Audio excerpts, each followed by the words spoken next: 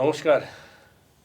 দীর্ঘ বিরতির পর আবার এই মতামত অনুষ্ঠান নিয়ে আপনাদের কাছে ফিরে এলাম। আমি অভিজিৎ। আসলে আমি যখন প্রথম মতামত অনুষ্ঠানটা শুরু করেছিলাম, এটার মূল উদ্দেশ্যটাই ছিল কেবল যে রাজনৈতিক নেতাদের এনে আমি কথাবার্তা বলবো সেটা নয়। রাজনীতি ব্যক্তিত্ব থাকবেন, বিভিন্ন সময় ক্রীড়া জগতের মানুষ আসবেন, সামাজিক সমাজসেবীরা আসবেন, সাংস্কৃতিক প্রেমী মানুষরা আসবেন, সাহিত্যিক, অর্থাৎ আমাদের সমাজের বিভিন্ন স্তরে যেসব কয়েকটা স্তর রয়েছে সেই ক্ষেত্রের লোকদের এনে আমরা কথা বলবো, তাদের মনের কথা শুনবো বা তাদের নিয়ে একটা আলোচনার জন্য এই মতামত অনুষ্ঠান।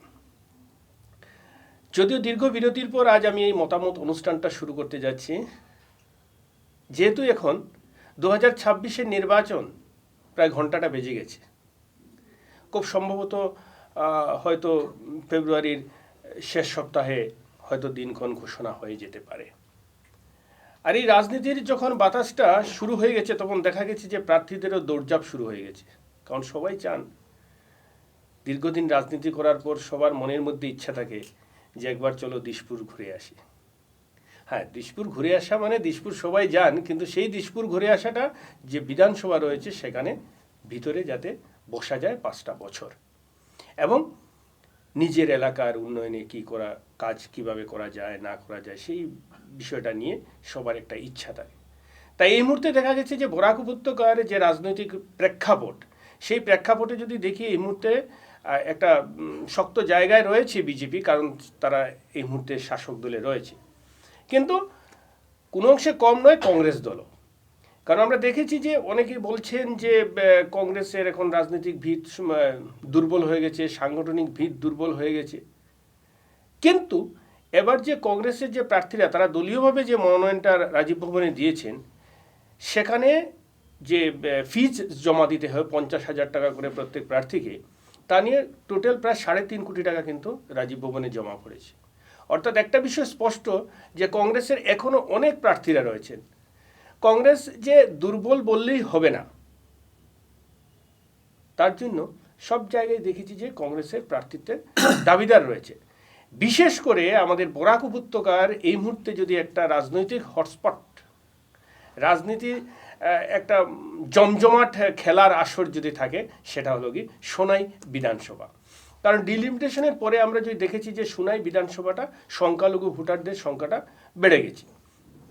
সেই ক্ষেত্রে বিজেপি যে জায়গায় সংখ্যালঘু ভোটারদের সংখ্যা বেশি সেই জায়গায় কিন্তু বিজেপি মাথা মারছে না। সেখানে তাদের যে মিত্রজোটের যে এজিপি দলকে সেই জায়গাটাকে ছেড়ে দেওয়ার একটা পরিকল্পনা নিয়েছে এবং সেই জায়গাটাকে সেই সব সংখ্যালঘু অধ্যুষিত এলাকায় যাতে কংগ্রেস ধরে রাখতে পারে, সেখানে দেখা গেছে যে কংগ্রেস প্রার্থীদের দৌড়ঝাঁপটা বেশি, সংখ্যাটা বেশি। সোনাই বিধানসভায় প্রায় যে দেখেছি বা খবরটা রয়েছে প্রায় 10-এরও অধিক প্রার্থী দাবি জানিয়েছেন যে কংগ্রেসের হয়ে। তার মধ্যে একজন রয়েছেন এমন একজন প্রার্থী, আমি এখনই পরিচয় করাবো, কারণ সেই প্রার্থীর নাম না বললে হবে, যদি আপনারা টিভির স্ক্রিনে যখনই দেখবেন তখনই চিনে নেবেন তিনি হলেন আমিনুল হক লস্কর। আর কিছু পরিচয় লাগবে না, কারণ তিনি একটা সময় বিজেপির ডেপুটি স্পিকার হিসেবে কাজ করেছেন বিধায়ক হয়ে। শুনে ওনার রাজনৈতিক পরিচয়টা দেওয়ার তেমন দরকার নেই, কারণ 1983 সাল থেকে ছাত্র রাজনীতি থেকে শুরু করে সক্রিয় রাজনীতিতে তিনি 2025 অবধি চালিয়ে যাচ্ছেন। রাজনীতি থেকে তিনি কোনো ব্রেক নেননি। হ্যাঁ, দল বদল করেছে। সরাসরি এবার চলে যাচ্ছি আমিনুল হক লস্কর মহাশয়ের কাছে। আপনাকে নমস্কার, আপনাকে স্বাগতম। ধন্যবাদ। দীর্ঘ বিরতির পর আজ এই মতামত অনুষ্ঠানে আপনাকে প্রথম অতিথি করেছে। আপনি বলতে পারেন যে কেন আমাকেই প্রথম কেন অতিথি করলেন? নিশ্চয়, কেন আমাকে অতিথি প্রথম? দেখুন, এই মুহূর্তে সোনাই রাজনীতিটা আপনাকে আর বিস্তারিতভাবে আমার বলার দরকার নেই। আর আপনাকে মূলত আমন্ত্রণ করার কারণ হচ্ছে আজকের দিনে যদি আমি বরাকের যারা প্রার্থীত্বের দাবিদার রয়েছেন সেখানে যদি আমি হিসাব করে দেখি, আজকের দিনে হয়তো সব থেকে সিনিয়র আছেন পরিমল শুক্লবৈদ্য 1991 সাল থেকে, তারপর অজিত সিং, আর তারপরে যদি আমি দেখি 2001 সালে সে সময় আমিনুল লস্কর সোনাই থেকে প্রতিদ্বন্দ্বিতা করেছিল। হার জিত আলাদা বিষয়। অর্থাৎ আপনার একটা দীর্ঘ রাজনৈতিক পরিক্রমা রয়ে গেছে। সেই ক্ষেত্রেই আপনাকে প্রথম আমন্ত্রণ জানালাম, বাকিদেরকেও জানাবো। ধন্যবাদ। হয়তো পরিমল শুক্লবুদ্ধ বা অজিত সিং যদি অনুষ্ঠান দেখে বলবেন অভিজিৎ আমাদেরকে না ডেকে আমিনুলকে ডেকে নেওয়া হতে পারে, এটা আমার সঙ্গে সবার সম্পর্কে ভালো। আচ্ছা আমিনুলদা, প্রথম প্রশ্ন, বলেন। আপনার রাজনীতি শুরু হয়েছে হাতির উপর চড়ে, Yes, অর্থাৎ অগপ। অগপতাকে তারপর অগপ থেকে আপনি চলে এলেন সরাসরি গেরুয়া দলে, বিজেপিতে। বিজেপিতে, এবং বিজেপিতে আপনি উপাধ্যক্ষ ছিলেন, বিজেপি থেকে জিতে জিতে আসাম বিধানসভার উপাধ্যক্ষ ছিলেন। আসাম বিধানসভা। তারপর আপনি কংগ্রেসে চলে এলেন। প্রশ্নটা হচ্ছে, আমরা যদি রাজনৈতিক প্রেক্ষাপট বা রাজনৈতিক মানচিত্রটা দেখি, যখন যে দল শাসনে থাকে তার দিকে কিন্তু রাজনৈতিক নেতারা বেশি ইন্টারেস্টেড থাকেন, সেই দলে যোগ দেন, বিরোধী দলে কখনো যোগ দেন। আপনার ক্ষেত্রটা কেন উল্টো? যখন সবাই বিজেপিতে যোগ দিচ্ছে তাবর তাবর নেতারা কংগ্রেস ছেড়ে গিয়ে, আর আপনি বিজেপি ছেড়ে কংগ্রেসে চলে আসছেন। অভিষেকবাবু দেখেন, আমি কোনো সময় ক্ষমতার লালায়িত নাই, ক্ষমতার দিকে কিছু কম থাকে। আমি যখন অল আসাম স্টুডেন্ট ইউনিয়ন করতাম, অর্থাৎ আশু করতাম, তখন 91-তে কংগ্রেসের সরকার হয়েছিল আসামে। আসামে। আমাদের স্বর্গীয় হিতেশ্বর শইকীয়া মুখ্যমন্ত্রী হয়েছিল। তখন 2002-এ আমার ডাক পড়েছিল, যখন 92-তে 92 ইংরেজিতে, তখন আমাদের বর্তমান মুখ্যমন্ত্রী কটন কলেজের জিএস ছিলেন, রেকিবউদ্দিন সাহেব বিবুরিয়া কলেজের আশুর থেকে জিএস ছিলেন। তখন ওই সময় আমারও ডাক পড়েছিল যে বরাক উপত্যকা থেকে আশুর থেকে আমি এনএসইউআই জয়েন করার জন্য। তখন কংগ্রেসের সরকার ছিল, হিতেশ্বর শইকীয়ার মুখ্যমন্ত্রী ছিলেন। হিতেশ্বর শইকীয়া মুখ্যমন্ত্রী থাকার সময়। তখন আপনার মনে পড়ে কি জানি না, অসীম রায় আইজিপি ছিলেন। তো অসীম রায়ের মারফতে আমার কাছেও ছিল অফার ছিল যে আমি এনএসইউআইতে জয়েন করি। তখন আমি জয়েন করিনি, আমি আশুতে ছিলাম, বিপরীত রাজনীতিতে ছিলাম, ক্ষমতায় যাইনি আমি। এরপরে আমি 95-এ আমি এজিপিতে জয়েন করেছি। তখন এজিপি সরকারে ছিল না। এরপরে যখন আরও একবার 2011-তে আমি বিজেপিতে জয়েন করেছি, তখন বিজেপি ক্ষমতায় কেন্দ্রেও ছিল না, রাজ্যেও ছিল না। তখন আমি পারলে, কেন্দ্রে কংগ্রেস ছিল, রাজ্যে কংগ্রেস ছিল, আমি কংগ্রেসে যোগ দিতে পারতাম, আমি করিনি। আপনি গিয়েছেন উল্টা সুতে। এখন দেখেছি আমি 2024-এ কংগ্রেস না পঞ্চায়েতে আছে না পার্লামেন্টে আছে। পঞ্চায়েত থেকে পার্লামেন্ট পর্যন্ত কংগ্রেস নাই। একবার না দিশপুরে আছে, না দিল্লিতে আছে, না জেলা পরিষদে আছে, না পঞ্চায়েতে আছে। তখন আমি দেখলাম যে আমার যে এই যে ব্যতিক্রমী যেটা চিন্তাধারা, রাজনীতি যেটা, আমি কোনো সময় যে সরকার দলে থাকবো আর সুযোগ সুবিধা বেশি নিব, এটা না চিন্তা করে যে এই দলে যদি আমি জয়েন করি এখন, তাহলে ওই দলে আমি কাজ করতে পারবো। সরকার দলে তাকে সাংগঠনিক কাজ করার একটু প্রবলেম হয়, সম্ভব হয় না, কারণ সরকারের গুণগান বেশি খেতে হয়। তখন আমি যখন দেখলাম যে কংগ্রেস থেকে বিধায়ক হয়ে সিদ্দিক আহমেদ, কমলাক্ষ কংগ্রেসের হাত প্রতীক চিহ্নে জিতিয়ে তারা যখন বিজেপিতে যাচ্ছে, তখন দেখলাম আমি বিজেপি থেকে কংগ্রেসে আসাটা খুবই প্রয়োজন।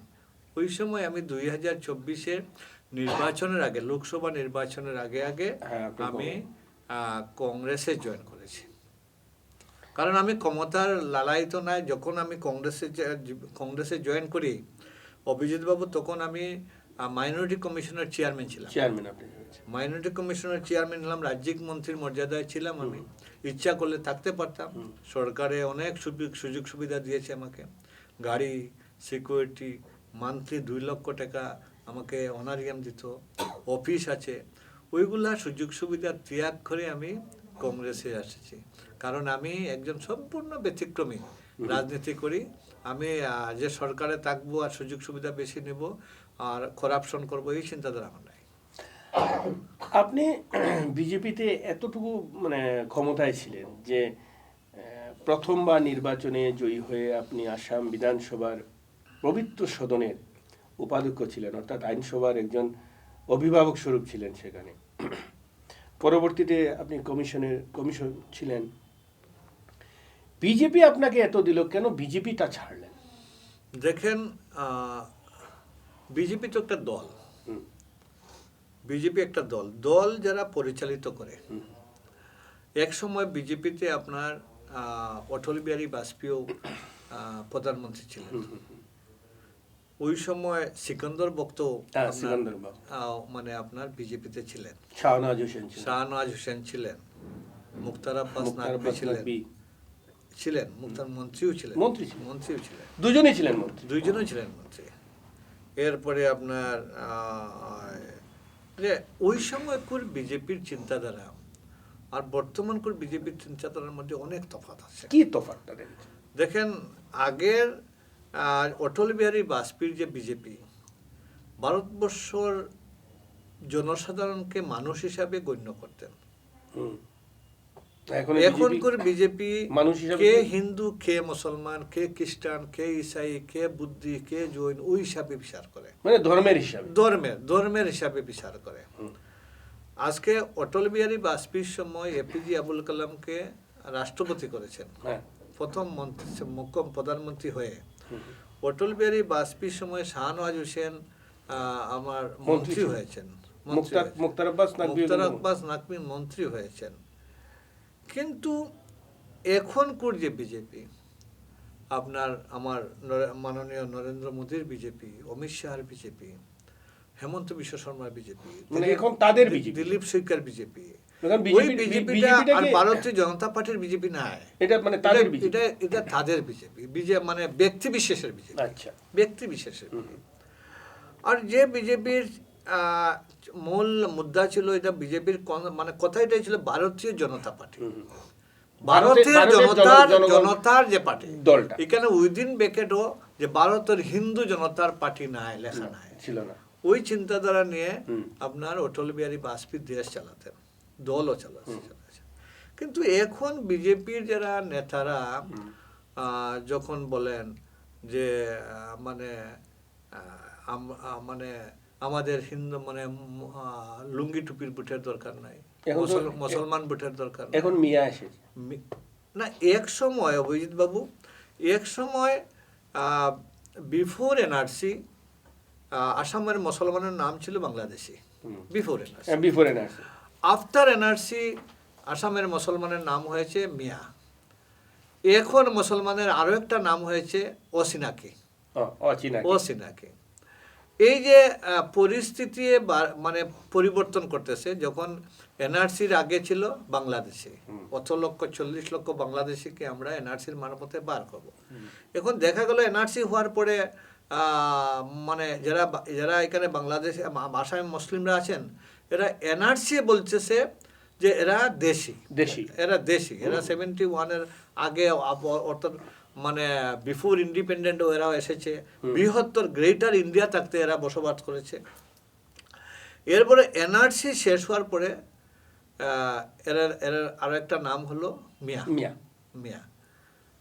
নাম হলো। মিয়া যখন চলছে যখন এসআর এসে গেল, তখন অচিনাকি হয়ে গেল। তো আমরা এখানে আমি বলতে চাই যে আমাদের বর্তমান মুখ্যমন্ত্রী আমার ডক্টর হেমন্ত বিশ্ব শর্মা, উনি উচ্চশিক্ষিত ব্যক্তি, নট আউট মানে ওনার মতো একজন শিক্ষিত ব্যক্তি রাজনীতিতে থাকুক, আমরাও চাই। কিন্তু উনার মতো একজন মুখ্যমন্ত্রী সংবিধানের শপথকে যখন যাদের বুটে আজকে উনি মুখ্যমন্ত্রী হয়েছেন, আজকে কেউ যদি বিধায়ক হয়ে না আসতো তাহলে এখানে উনি মুখ্যমন্ত্রী হতে পারতেন না। আজকে যাদের লেজিসলেটিভরা সাপোর্ট করেছে এর জন্য উনি মুখ্যমন্ত্রী হয়েছেন। আর উনি শপথ নিয়েছেন প্রত্যেক ধর্মের প্রত্যেক মানুষকে সমমর্যাদা দিবেন। আজকে উনি যখন বলছেন যে যদি 5 টাকা যদি মেয়াদ যদি 5 টাকা বাড়া হয় 4 4 টাকা টাকা দাও। দিবে। হুম। মেয়াদের মুসলমানের দোকানে কোনো জিনিস কিনবেন না, কিনবেন না। মুসলমানের কোনো ড্রাইভার রাখবেন না, মুসলমানদের দিয়ে কোনো কাজ করাবেন না। কিন্তু এইগুলা কথা ওনার জন্য শোভা পায় না। কারণ মুখ্যমন্ত্রীকে বলবেন, মুখ্যমন্ত্রী সাহেব আপনার দ্বারা কাছে যারা আছেন এরা তো সবাই মুসলমান মানুষ। হ্যাঁ। আজকে আপনার মিডিয়াতে যারা কাজ করতেছে, আপনার মুখপাত্র যারা, এরা সব মুসলিম মানুষ। আপনি একবার খেয়াল করেন। হ্যাঁ, এর জন্য মুসলমান মিয়া ওসিনাকি বাংলাদেশি করে রাজনীতি আর বেশি দিন ঠিকবে না। আমি দেখলাম যে দলে মুসলমান মানুষের সম্মান নাই, একলা আমিনুলকে সম্মান দিলে মুসলমানের সম্মান দেওয়া হয় না। আজকে আমাকে বিজেপি ডেপুটি স্পিকার করেছে, মাইনরিটি কমিশনার চেয়ারম্যান করেছে, এরপরেও যদি আমার সামনে বলা হয় যে মুসলমানের ভোটের দরকার নাই, তাহলে আমি যখন নির্বাচনে লড়বো তখন আমি মুসলমানদেরকে কি বলবো? তোমার হাইকমান্ড বলছে তোমার মুসলমানের ভোট লাগবে না, দরকার নাই, লুঙ্গি টুপির ভোটের দরকার নাই। আজকে আমাদের মা বোনদেরকে নিয়ে অত বাজেভাবে কটাক্ষ করা হয় যে আমার মুসলমান মা বোনরা সন্তান জন্ম দেওয়ার মেশিন। তখন আমার গর্ব আসার পরে আমার মা যখন আমাকে বলবে কি তোমার মুখ্যমন্ত্রী বলেছে, তোমার নেতারা বলেছেন আমরা সন্তান জন্ম দেওয়ার মেশিন, আমার বউ যখন বলবে, আমার বোন যখন বলবে, আমার কি সৎ উত্তর থাকবে? কোনো উত্তর নেই। এর জন্য কোনো সৎ উত্তর থাকবে না দেখলাম যখন, তখন দেখলাম যে এই দলে আর থাকা যায় না। আর রাজনীতি যখন করব তখন দেখলাম যে কংগ্রেসে প্রত্যেক ধর্মের মানুষকে নিয়ে রাজনীতি করে। এখানে হিন্দু, মুসলমান, খ্রিস্টান, এই সব ধর্মের মানুষের সমস্থান আছে, সম অধিকার আছে। এর জন্য আমি কংগ্রেসে জয়েন করেছি। আচ্ছা আমিনুল্লাহ, আমরা যদি আজকের দিনে বোরাকের যে রাজনীতিটা যদি দেখি, আপনি শাসনে থাকা দল থেকে এসেছেন বিরোধী আসনে বসে। আর আজকের দিনে যদি দেখা যায় যে বরাক উপত্যকার দুজন বিধায়ক, আমি নামই বলছি, কমলাক্ষ দে পুরকায়স্থ এবং সিদ্দিক আহমেদ। তো বিশেষ করে আমি কমলাক্ষ দে পুরকায়স্থের কথা বলছি, যে কমলাক্ষ দে পুরকায়স্থ এখনো আপাতমস্তক তিনি কংগ্রেসের, তিনি কংগ্রেস ছাড়েননি। মানে আপনি যে দলে এসেছেন সেই দলের কিন্তু একজন বিধায়ক। কংগ্রেসের বিধায়ক হিসাবে তিনি পেনশন পাচ্ছেন, বেতন পাচ্ছেন, ভাতা পাচ্ছেন। কংগ্রেসের বিধায়ক হিসাবে তিনি একজন পিএসও পাচ্ছেন, সবকিছুই কংগ্রেসে। কিন্তু একটা দলের মধ্যে সরাসরি থেকে অন্য দলে হয়ে তিনি কাজ করছেন, সেই রাজনীতিটাকে আপনি কিভাবে দেখেন? দেখেন, কমলাক্ষ দে পুরকায়স্থ উনি 3 বারের কংগ্রেসের বিধায়ক, উত্তর করিমগঞ্জ বর্তমান শ্রীভূমি। কংগ্রেস থেকে যদি না খেলতেন পঞ্চায়েত হওয়ার মতো যোগ্যতা ওনার নাই। আমি বলছি, হয়তো কমলাক্ষ দেব বাবু মানে হয়তো শুনে রাগ করবেন, আমি বলছি আজকে কংগ্রেস ছাড়ার পরে উনি কোন জায়গাতে খেলবেন? আজকে কাঠিগড়ায় খেলবেন বলে কাঠিগড়ার বিজেপিরা বলছেন না, এই প্রোডাক্টকে আমরা নিব না। উনি প্রোডাক্ট হয়ে গেছে। আজকে কংগ্রেস চাললে যে কি অবস্থা হয়, কমলাক্ষ দেব থেকে আর বড় উদাহরণ আর নাই। আজকে কমলাক্ষ দে পুরকায়স্থ তার নৈতিক দায়িত্ব ছিল, যেহেতু আমি কংগ্রেস ছেড়েছি, তো বিধায়ক প্রত্যেকে ছাড়া দরকার ছিল, কংগ্রেস থেকেও তো রিজাইন দেওয়া উচিত, কংগ্রেস থেকে রিজাইন দেওয়ার দরকার ছিল। আজকে এটা করেননি, কারণ এই যে এমএলএ হিসাবে ভাতা পাবেন, এমএলএশিপ চলে যাবে, ক্ষমতার লালায়িত। এর জন্য উনি আর সিদ্দিক একই, সিদ্দিক সাহেবও একই দুজনেই করতেছেন কংগ্রেস, হাত প্রতিষ্ঠানে বুট পেয়ে বিধায়ক, কিন্তু কাজ করতেছেন ফুলে। এই ধরম হয়তো আস্থা ভারতবর্ষে এরকম নাই। এই কমলাক্ষ দে পুরকায়স্থ সিদ্দিক সাহেবের মতো উদাহরণ ভারতবর্ষে নাই। যারা রাজনীতি করে তারা তাদের আত্মমর্যাদা থাকে, আত্মমর্যাদা না থাকা মানুষ রাজনীতি করে না। তাদের সামান্যতম যদি আত্মমর্যাদা থাকতো তাহলে সঙ্গে সঙ্গে পদত্যাগ করতো। হ্যাঁ, পদত্যাগ করতেছি, আমি সরকার পক্ষে থেকে আমি কাজ করব। খালি বিধায়ক হলে যে রাজনীতি করবে, বিধায়ক হলে যে সমাজসেবা করবে, এটা তো নাই। তোমাদের যদি এত সৎ সাহস থাকে, এত জনসমর্থন আছে, তাহলে বিজেপির হয়ে খেলে জিতিয়ে দেখা দেবো না। রিজাইন দিলে তো রি ইলেকশন হবে, বাই ইলেকশন হবে, বাই ইলেকশন খেলে জিতিয়ে দেখায় দাও। দৌড় আছে, ভয় আছে, বিজেপির টিকিটে জিততে পারবে না। হ্যাঁ, তার জন্য।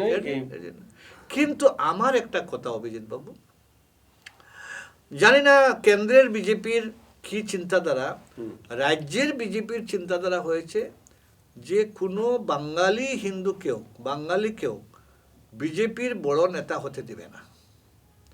আর প্রতিষ্ঠিত কোনো যে কোনো পার্টিরও প্রতিষ্ঠিত কোনো বাঙালি নেতা হিসাবে দেখতে চায় না বিজেপি।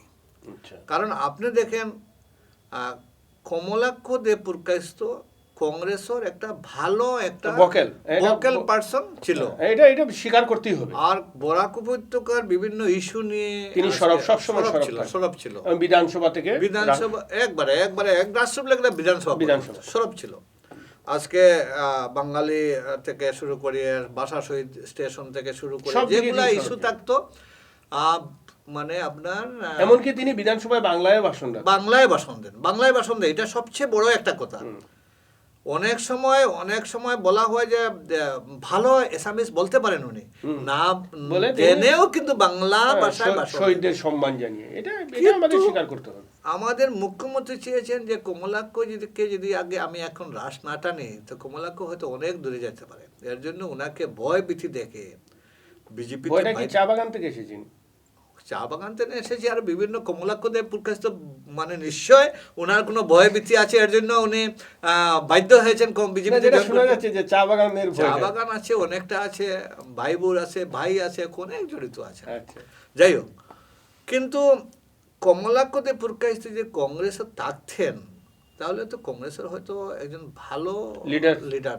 কারণ আজকে ওয়ার্কিং প্রেসিডেন্ট, রাজ্যিক কংগ্রেসের প্রদেশ কংগ্রেসের ওয়ার্কিং প্রেসিডেন্ট পাওয়াটা বিশাল বড় কথা। আজকে আমার মনে হয় না বিজেপিতে গেলে এই মর্যাদাটা উনি পাবেন। আর কমলাক্ষ দেব পুরকায়স্থ বলেন, আজকে আমার পরিমল শুক্লবৈদ্য আসামের ভালো একজন মন্ত্রী ছিলেন। ওনাকে রাজ্যসভা, মানে শুধু ভালো মন্ত্রী নয়, 1991 সালে বিজেপির জয়যাত্রার প্রথম শুরু করেছেন উনি শুরু করেছেন, তিনি ছিলেন।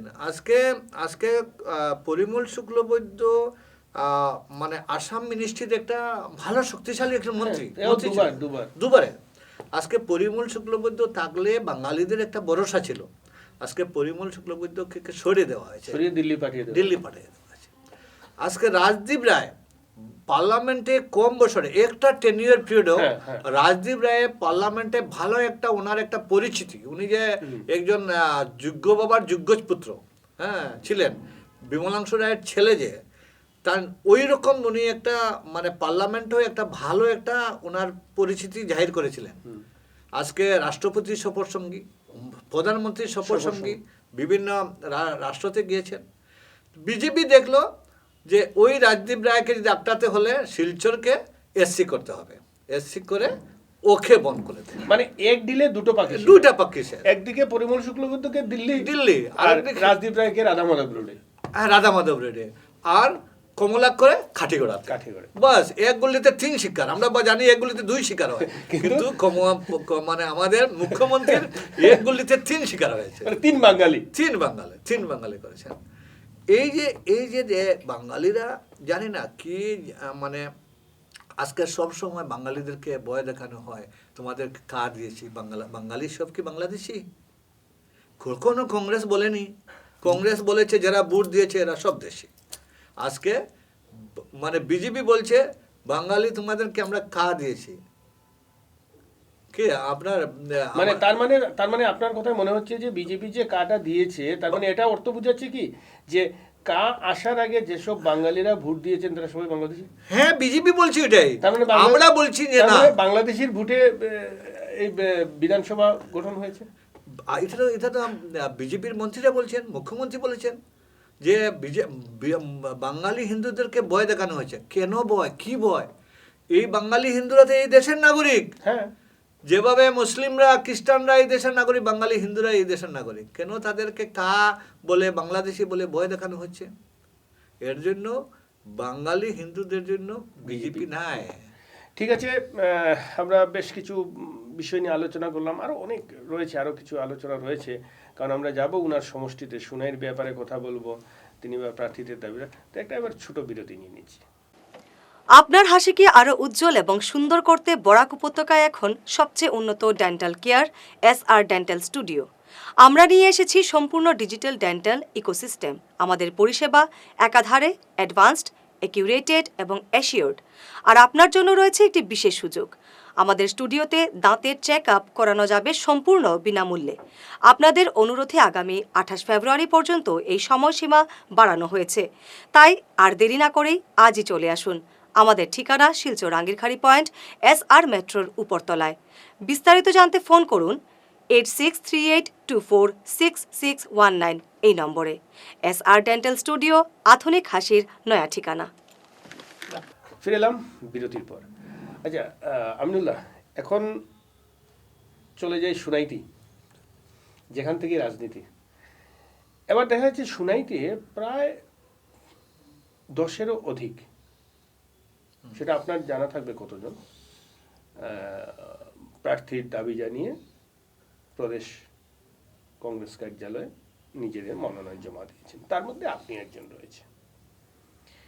এখন ধরুন আমার প্রথম প্রশ্নটা, ধরুন যেমন চর্চাতে রয়েছেন আপনি, আমিনুল হক লস্কর এবার সুনাইতে কংগ্রেসের হয়ে নির্বাচনী লড়াই করবেন। ধরুন দল আপনাকে কোনো কারণে, এটা তো গ্যারেন্টি নাই যে 100% আপনিও বলতে পারবেন না, কেউ বলতে পারবে না, দল আপনাকে প্রার্থিত্ব দিল না, এই 10-11 জনের মধ্যে একজনকে প্রার্থিত্ব দিল, সেই সময় আপনি আপনার ভূমিকাটা কি থাকবে কংগ্রেসের প্রতি? দেখেন অভিজিৎ বাবু, আপনার এটা পুরানা একটা মানে আপনাকে একটা বলছি যে একটা রেফারেন্স। 2011-তে যখন আমি বিজেপিতে জয়েন করি, তখন বিজেপি থেকে আমাকে উদারবন্দের টিকিট দেওয়া হয়েছিল, ঘোষণা হয়েছিল। তারপরে হঠাৎ করে বিজেপি বলল যে না, আমিনুলকে আর 5 বছর দলে কাজ করতে দাও, সুরেন্দ্র প্রসাদ সিংকে দেওয়া হলো। তখন অনেকে বলছিলেন যে আমিনুল টিকিট পাওয়ার জন্য বিজেপিতে গিয়েছিল, টিকিট পায়নি, বিজেপি ছেড়ে দিবে। আমি ছাড়িনি, আমি বিজেপিতে ছিলাম, বিজেপিতে আমি 10 বছর ছিলাম, বিজেপি যে দায়িত্ব দিয়েছে আমি দায়িত্ব পালন করেছি। এরপরে বিজেপি আমাকে টিকিট দিয়েছে, 16তে আমি বিধায়ক হয়েছি। আমি টিকিট পাওয়ার জন্য দলে যাইনি।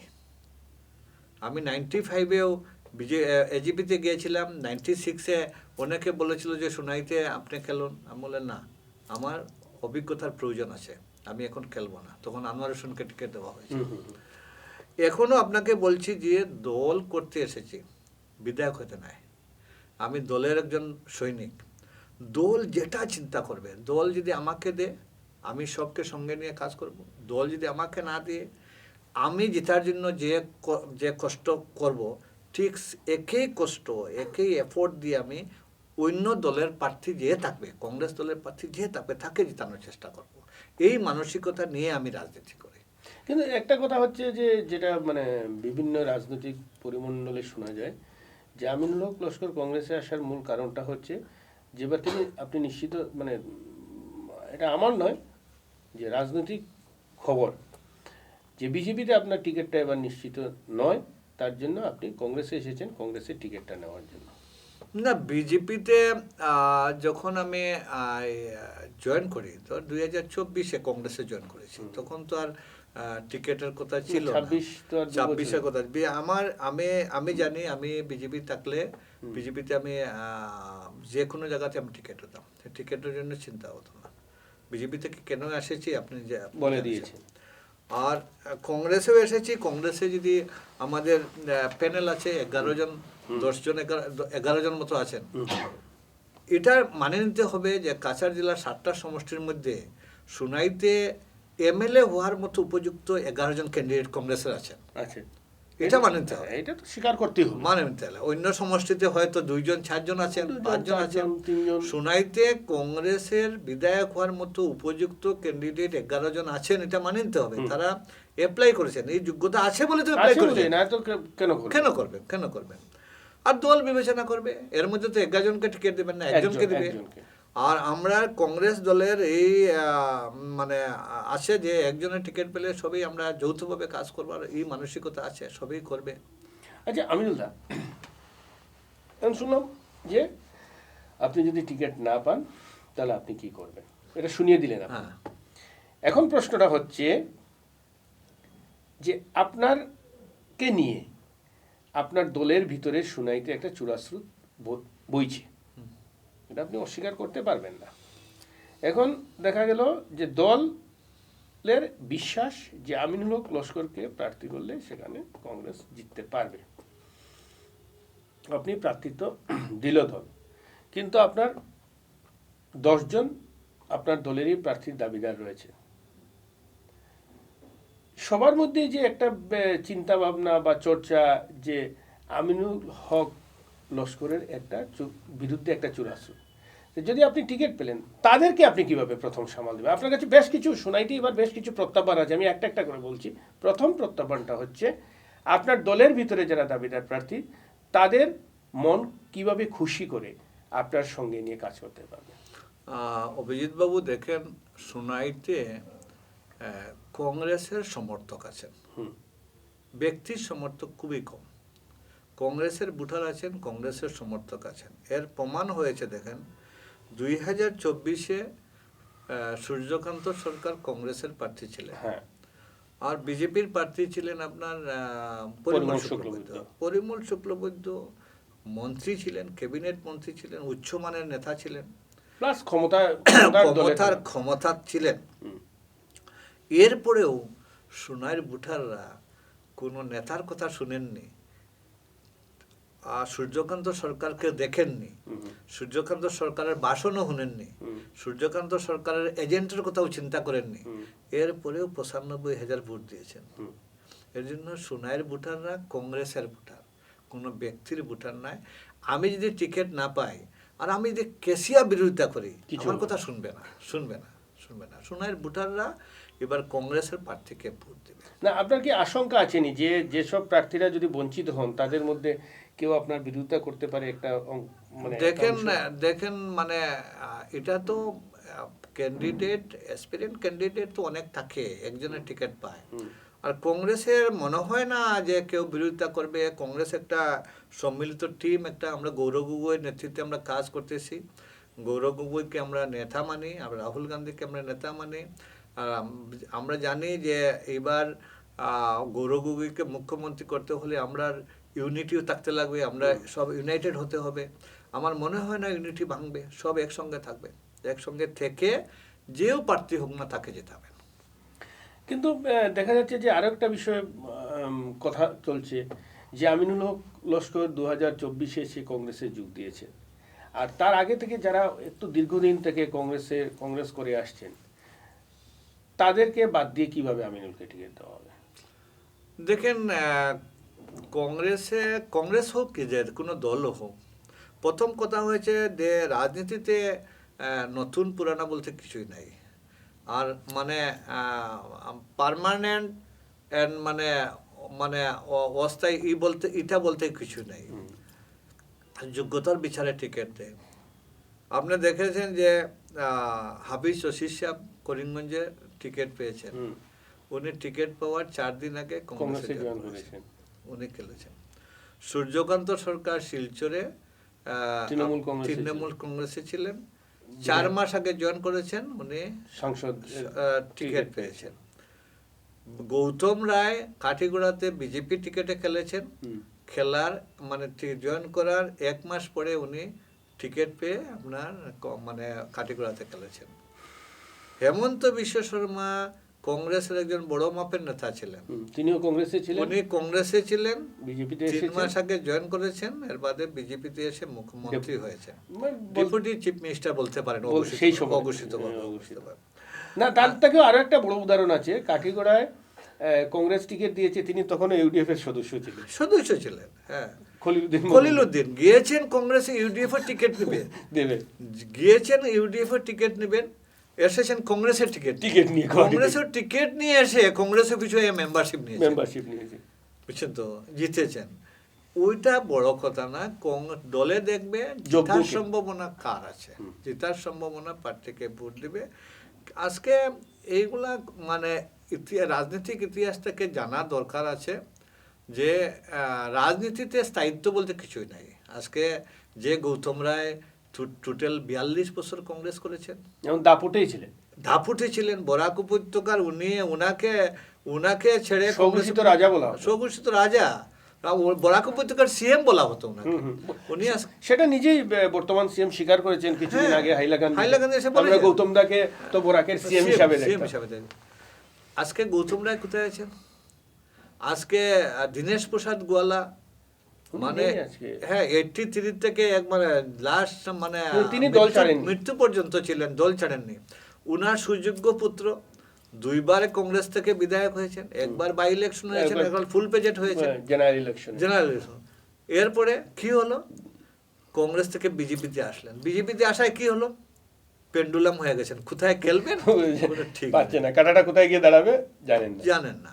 এর জন্য এটা কোনো বড় কথা না। আজকে যে হাফিজ সাহেব ইউডিএফ এর জন্ম দিয়েছেন, ও হাফিজ সাহেব এখন কংগ্রেসে আছেন। যে ইউডিএফ এর জন্মদাতা মানে আতাউর রহমান সাহেব এখন কংগ্রেসে আছেন। না আমি বলছি যে সুনাইতে আমি 2 বছর হয়েছে জয়েন করা। হ্যাঁ। 4 দিন আগে আপনাকে বলছি, 4 দিন আগে জয়েন করে টিকিট পেয়েছেন। আমি 2 বছর হয়েছি। না। আর 2 বছর হওয়ার পরে কংগ্রেস দলে আমার গুরুত্ব বুঝে এর জন্য তো আমাকে প্রদেশ কংগ্রেসের জেনারেল সেক্রেটারি করেছে, 2টা জেলার ইনচার্জ করেছে।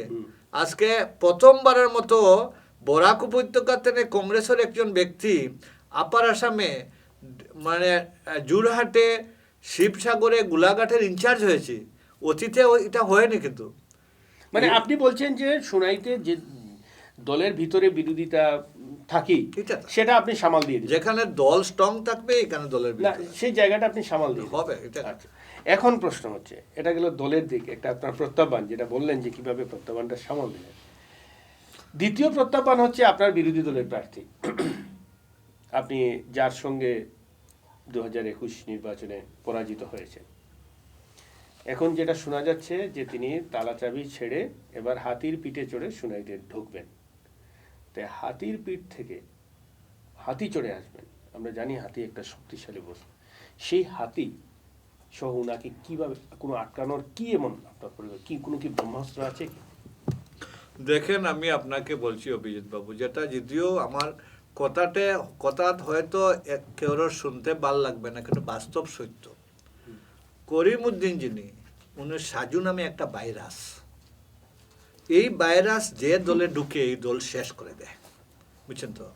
এক সময় মহিম মহিন্দার সাহেবের সঙ্গে ছিলেন, আপ্পা ছিল এটা সংগঠন না, আপা ওই সংগঠনকে উনি শেষ করেছেন।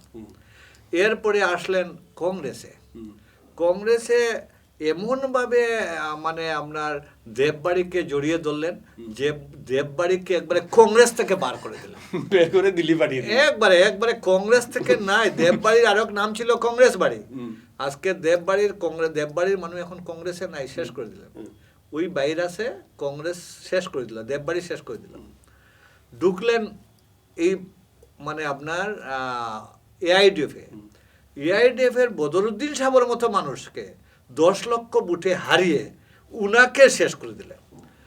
এখন আমাদের মুখ্যমন্ত্রীর কথা হলো, উনি একটা দলকে ইনডাইরেক্ট খুব ভালোবাসেন না, একটা দলকে ডাইরেক্ট ভালোবাসেন না। এই দুইটা দল যদি শেষ না করতে পারেন তো উনার স্থায়িত্বটা কম। একটা দল সাজুকে দিয়ে ইউডিএফকে শেষ করেছেন, কারণ মুখ্যমন্ত্রী জানেন যে সাজুর মতো ভাইরাস যে দলে ঢুকবে এই দল শেষ করবে।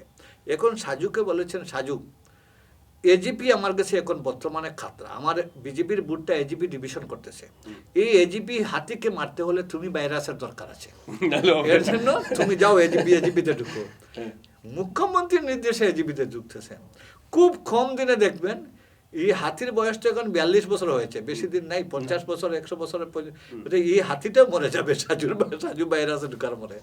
এর জন্য আমার মনে হয় না অতুল বরা, কেশব মন্থ, সাজু সম্বন্ধে ওদের অনেক জ্ঞান আছে।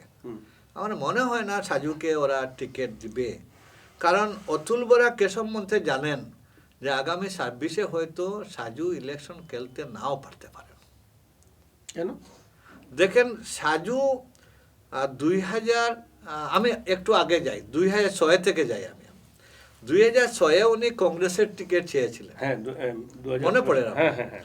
ওই সময় রাজীব ভবনে তিনি অ্যাপ্লাই করেছিলেন থ্রো শিলচর জেলা কংগ্রেস। জেলা কংগ্রেস, তখন কর্ণেন্দু ভট্টাচার্য কর্ণেন্দু ভট্টাচার্য প্রেসিডেন্ট ছিলেন। হ্যাঁ হ্যাঁ হ্যাঁ, মনে পড়ে? হ্যাঁ হ্যাঁ মনে পড়েছে। ওই সময় কুতুব সাহেবকে দেওয়া হয়েছিল। হ্যাঁ হ্যাঁ, তখন কংগ্রেস অফিসে যখন উনি মানে আবেদন করেন, হুম ওই আবেদনে হুম উনি ওনার কোয়ালিফিকেশন লিখেছিলেন। হুম, যদি সাজু সাহেবের কাছে না থাকে, আমার কাছে আছে। আচ্ছা, কারণ সাজু সাহেব ভুলে যান যে আগের বছর কি দিয়েছিলেন। কি দিয়েছিলেন তখন? 2006-এ ওনার হাইয়েস্ট এডুকেশন কোয়ালিফিকেশন দিয়েছিলেন higher secondary pass from GC college, higher secondary pass, not mention to GC college.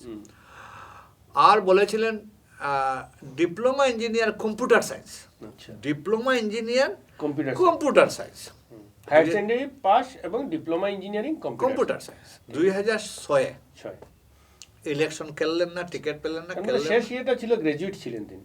না। আমি বলছি এক এক যাচ্ছি আমি। 2006-এ দিলেন কি হায়ার সেকেন্ডারি আর ডিপ্লোমা ইঞ্জিনিয়ার কম্পিউটার সায়েন্স। আচ্ছা, 6-এ খেললেন না, 11তেও খেললেন না, মামাকে টিকিট দিয়ে দিলেন, হুম হুম, এনামুল সাহেব হ্যাঁ, টিকিট হ্যাঁ। পেয়ে গেলেন।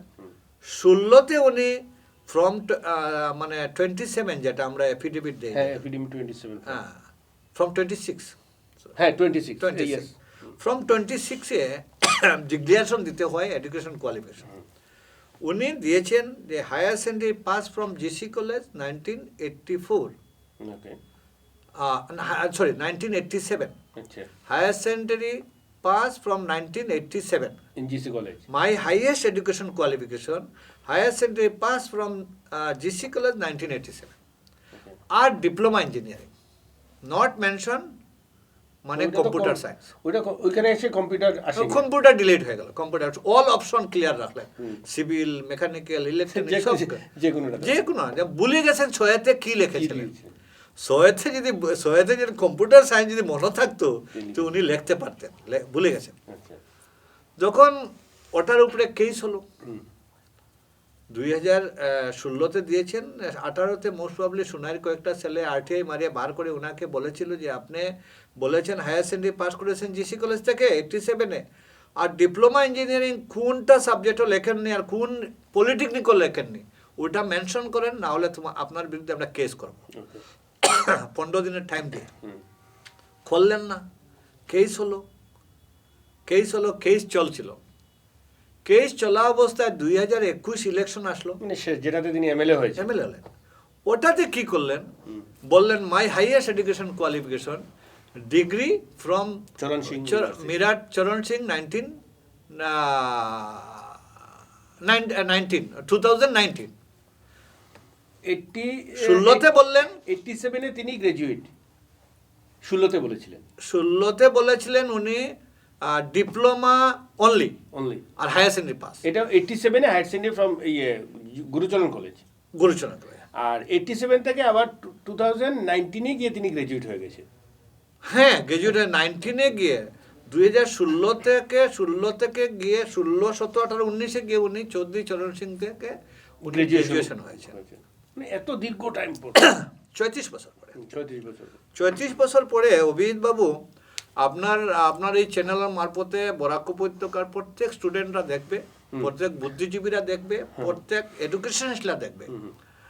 একজন ছাত্র মেট্রিকে পাবলিক হায়ার সেকেন্ডারি স্কুল থেকে যখন মেট্রিক দেন, তখন 1984-এ তখন 13 মার্ক গ্রেড পেয়েছিলেন সায়েন্সে, তার ডিভিশনে ফার্স্ট করেছেন।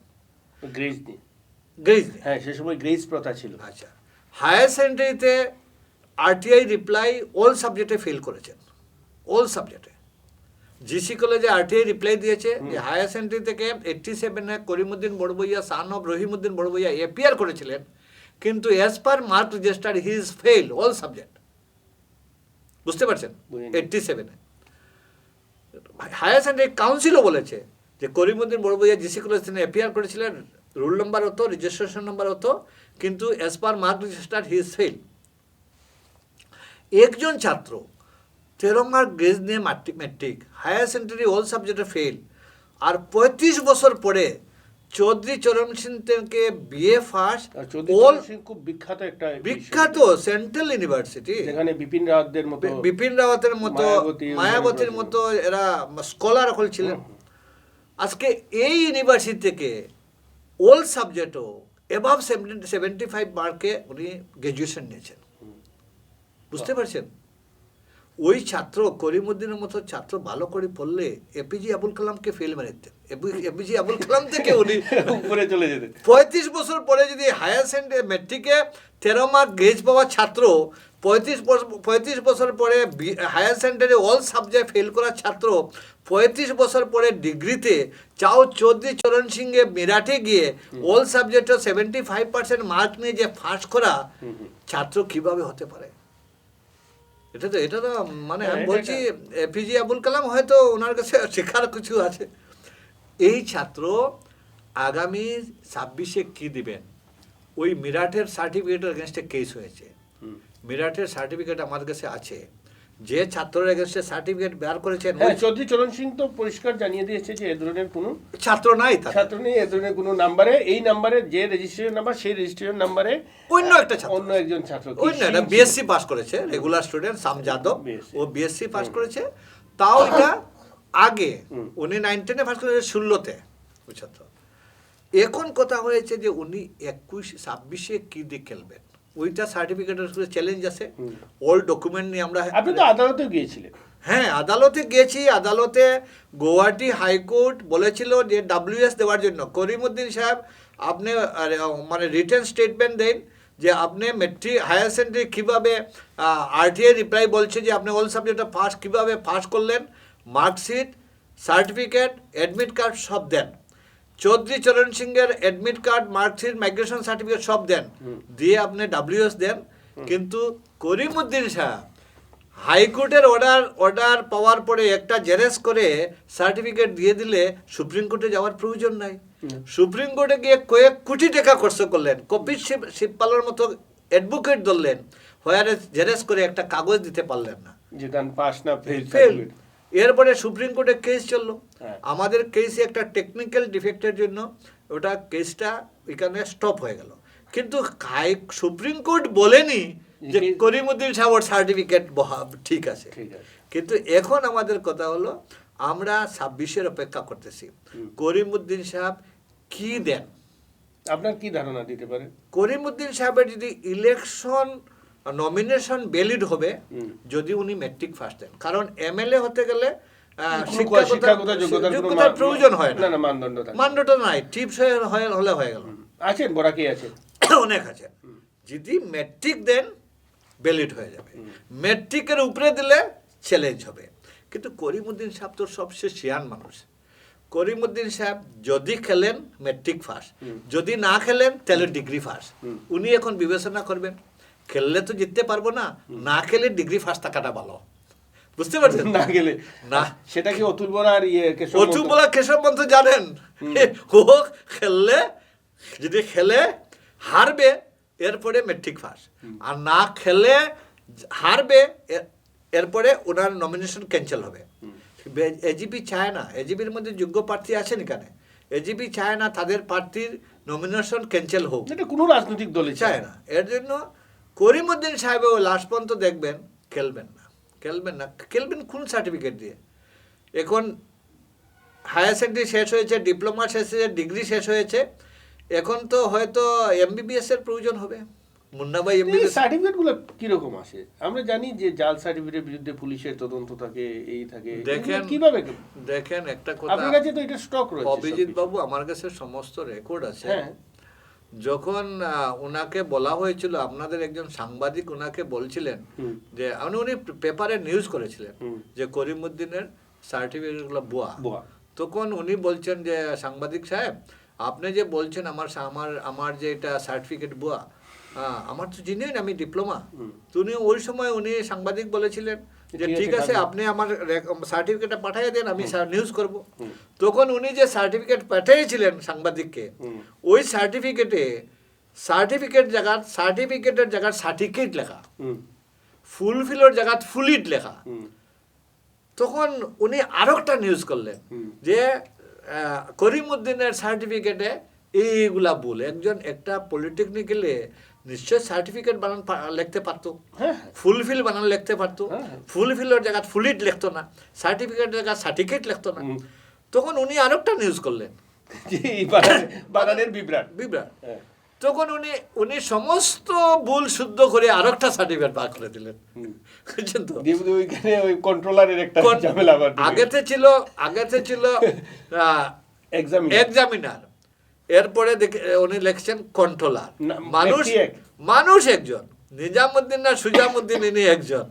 25 বছর পরে একই মানুষ জীবিত আছে, একই মানুষ হ্যান্ডরাইটিংও চেঞ্জ হয়নি বয়স হওয়ার পরেও, রিটায়ার্ডও হননি। কারণ করিমউদ্দিন সাহেবের নিজস্ব ডাইস আছে, উনি সার্টিফিকেট বানাতে পারেন। কারোর প্রয়োজন হলে, কোনো ছাত্র যদি পড়াশোনা করে আগাইতে না পারেন, করিমউদ্দিন সাহেবের ইউনিভার্সিটিতে ভর্তি হলে যা ডিগ্রি চান ওই ডিগ্রি পেয়ে যাবে। তার মানে আপনার এইবার নির্বাচনে যদি করিমউদ্দিন বড়ভূঁইয়া ময়দানে নামেন, তাহলে আপনি আপনার নমিনেশন ক্যান্সেল হবে, আপনার ব্রহ্মাস্ত্রটা নমিনেশন ক্যান্সেল হবে। আপনাকে বলছি, বুঝিয়ে দেব, নমিনেশন ক্যান্সেল। মানে আপনি একদম শুরুতেই ব্রহ্মাস্ত্র, একবার শুরুতেই ব্রহ্মাস্ত্র দিব আমি। তা আগে এগিয়ে আসার কোনো সুযোগ দেব না, ক্ষমতা না। হ্যাঁ, পারবো না, আপনাকে বলছি। যদি ম্যাট্রিক পাস দেন, যদি ম্যাট্রিক পায়, তাহলে ম্যাট্রিক তখন আপনার মাঠে লড়তে হবে। মাঠে লড়েন। তখন সুনাইয়ের জনসাধারণ বলবে যে আমিনুল যা বলেছিল তা সত্য।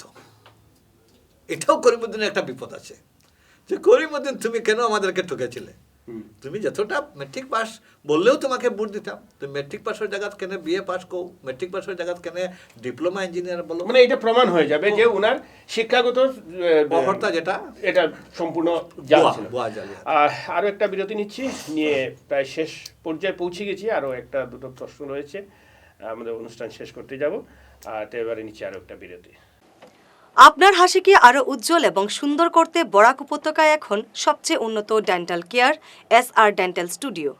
আমরা নিয়ে এসেছি সম্পূর্ণ ডিজিটাল ডেন্টাল ইকোসিস্টেম। আমাদের পরিষেবা একাধারে অ্যাডভান্সড, অ্যাকিউরেটেড এবং অ্যাসিওর্ড। আর আপনার জন্য রয়েছে একটি বিশেষ সুযোগ। আমাদের স্টুডিওতে দাঁতের চেক আপ করানো যাবে সম্পূর্ণ বিনামূল্যে। আপনাদের অনুরোধে আগামী 28 ফেব্রুয়ারি পর্যন্ত এই সময়সীমা বাড়ানো হয়েছে। তাই আর দেরি না করেই আজই চলে আসুন। আমাদের ঠিকানা শিলচর আঙ্গিরখাড়ি পয়েন্ট, SR মেট্রোর উপরতলায়। বিস্তারিত জানতে ফোন করুন 8638246619 এই নম্বরে। SR ডেন্টাল স্টুডিও, আধুনিক হাসির নয়া ঠিকানা। ফিরে এলাম বিরতির পর। এখন বিষয়টা হচ্ছে আমাদের সময়টা প্রায় শেষ হয়ে যাচ্ছে। আমার প্রডিউসাররা বলছেন, কারণ আজকে প্রথম দিন অনুষ্ঠান, আমিও ঠিক সময়টা দেখিনি। হ্যাঁ, সময়টা প্রায় শেষ হয়ে যাচ্ছে। ঘটনা হচ্ছে, আপনি বলছেন করিমউদ্দিন যদি সার্টিফিকেটে গোলমাল করেন তাহলে ব্রহ্মাস্ত্র মারবেন নমিনেশন। সার্টিফিকেট ঠিকঠাক করে যদি তিনি মাঠে যান, তাহলে তাকে কি দিয়ে আটকাবেন? উনি তো একবারে 5 বছরের MLA রয়েছেন। উনি বলছেন, সেদিনকে একটা বক্তব্য শুনেছি যে তিনি বলেছেন যে আমি কোনো দুর্নীতির সঙ্গে জড়িত নয়, আমি এই রাস্তাঘাট থেকে কোনো কমিশন খাই না, আমি চাকুরি দিয়েছি ফ্রিতে, আমি এইগুলো একটা বক্তব্য শুনেছিলাম সেদিন একটা তো এত একজন তিনি দাবি করছেন তিনি কাজ করেছেন, তারপর কি দেখেন, সুনাই সমষ্টিটা আমাদের মইনুল হক চৌধুরী সাহেবের সমষ্টি। আর সুনাই সমষ্টিটা একটা এডুকেশনাল হাব ছিল। মইনুল হক চৌধুরী সাহেবের সমষ্টিতে medical college, engineering college, polytechnic মানে ইউনিভার্সিটি, ভেটেরিনারি কলেজ, ওইগুলা মইনুল হক চৌধুরী বরাক উপত্যকার রূপকার। আর যা করেছেন সুনাই সমষ্টিতে করেছেন। আজকে সুনাই সমষ্টিতে এই যে অ্যাসেম্বলি ডিলিমিটেশনের সময় করিমউদ্দিন সাহেব সুনাই সমষ্টিকে সুরক্ষিত রাখতে পারেননি। 6টা জিপি চলে গেছে, 24টা জিপির মধ্যে 6টা জিপি চলে গেছে। এই কূপটা ভোটারের আছে যে করিমউদ্দিন সাহেব, তোমাকে আমরা ভোট দিয়েছিলাম, তুমি সুনাই সমষ্টিকে সুরক্ষিত রাখতে পারলে না। 1 নম্বর। 2 নম্বর কথা হয়েছে যে সুনাই সমষ্টি 2016 থেকে 21 পর্যন্ত যে ডেভেলপমেন্ট হয়েছিল, এই ডেভেলপমেন্ট দ্বারাখাসাতেও তুমি যাওনি।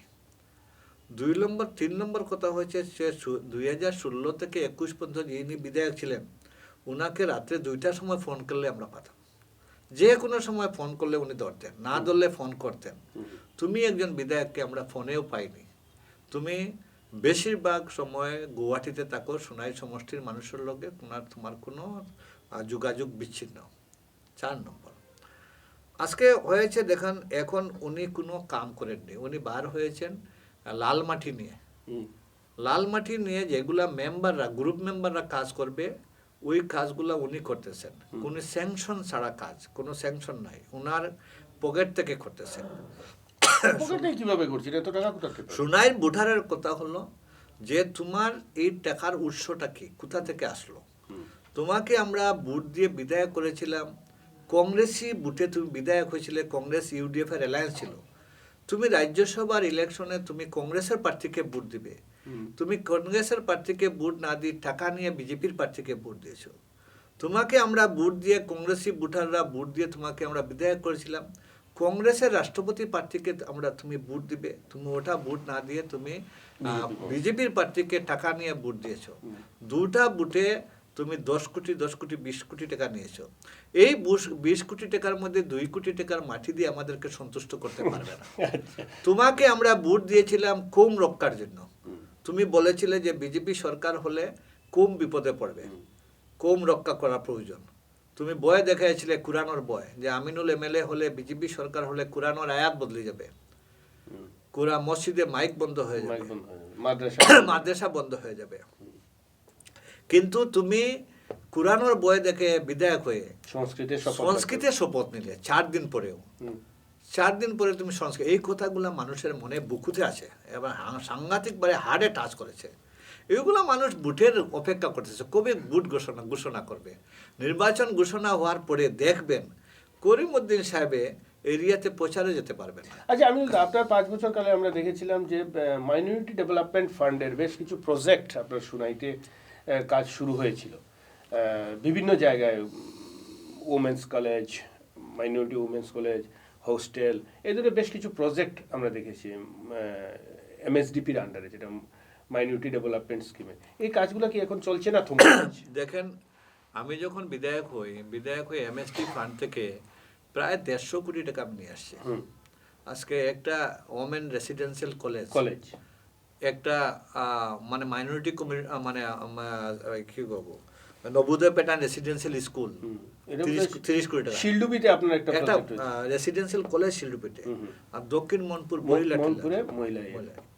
এরপরে প্রত্যেকটা হাই স্কুল, হায়ার সেকেন্ডারি স্কুলকে কোনোটাতে 25 লাখ, কোনোটাতে 50 লাখ, কোনোটাতে 2 কোটি টাকা এরকম দিয়ে ইনফ্রাস্ট্রাকচার ডেভেলপমেন্ট করেছি।